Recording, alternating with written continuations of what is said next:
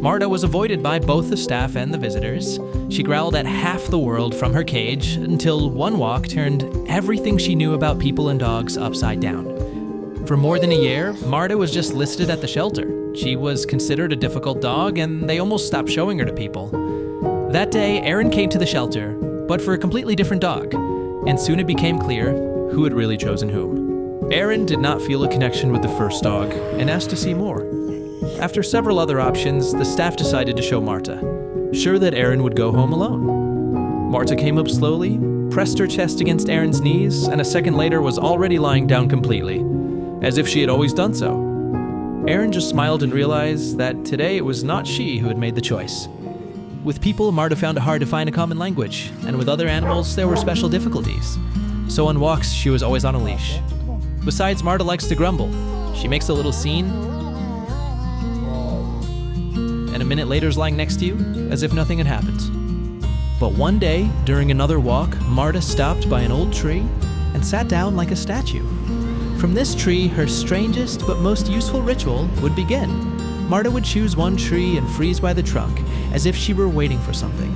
And at first, it seemed like it was just a strange habit, but one day, tiny little faces flickered on the park, and everything became clear. Marta quickly figured out that if you sit absolutely motionless, the squirrels don't run away. One day, a squirrel even touched her paw. And what's really surprising is that despite Marta's combative character, she stayed absolutely calm. Now, on weekends, she and Aaron come back to that same tree, and the squirrels come out to say hello, and someone started to watch this kind of silent agreement happening. At that squirrel tree, something happened with Marta that nobody expected from a difficult dog. Here, she not only learned to sit quietly for the sake of the tails rustling along the bark, but it was thanks to these meetings that for the first time she was able to make a female friend. Before, Marta would answer any dog with a growl, but here, it suddenly turned out that you could just sit, listen to the rustle of the branches, and not quarrel with anyone. A German shepherd named Callie at first sat about 30 meters away, and then one day sat down next to her. Marta only glanced sideways at her and then stared back at the trunk, as if after the squirrels, one quiet neighbor no longer seemed like something dangerous. And a couple of days later, they began meeting at the tree as if on a schedule. First they sat quietly, and then they were already rushing around the meadow.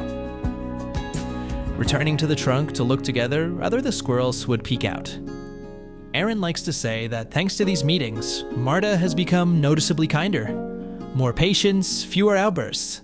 Now she calmly walks without a leash, as if the squirrels had taught her to endure pause, and Kali had shown her that it can also be comfortable next to a dog. It's a lot like that jealous chipmunk from the last video. First he learned to trust, and then he'd just freeze up when someone else got the treats.